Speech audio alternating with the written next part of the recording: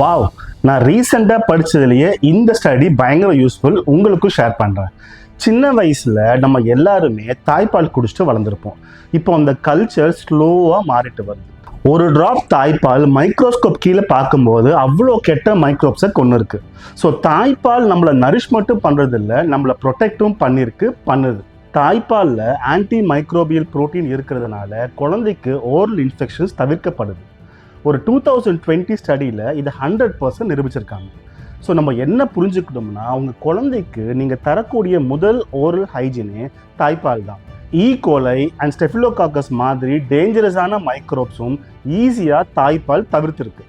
சில குழந்தைங்களுக்கு tongue tie and other oral problems இருக்கும்போது அவங்களால ஒழுங்காக ஃபீடிங் எடுத்துக்க முடியாது. அதை உங்கள் டென்டிஸ்ட்டை ஈஸியாக கரெக்ட் பண்ணிடுவாங்க. தாய்ப்பால் கொடுக்கறது ரொம்ப முக்கியம். பிறந்த குழந்தைய டென்டிஸ்ட் கிட்ட கூட்டிகிட்டு வந்து ஒரு ஓரல் செக்கப் பண்ணுறதும் ரொம்ப ரொம்ப நல்ல விஷயம்.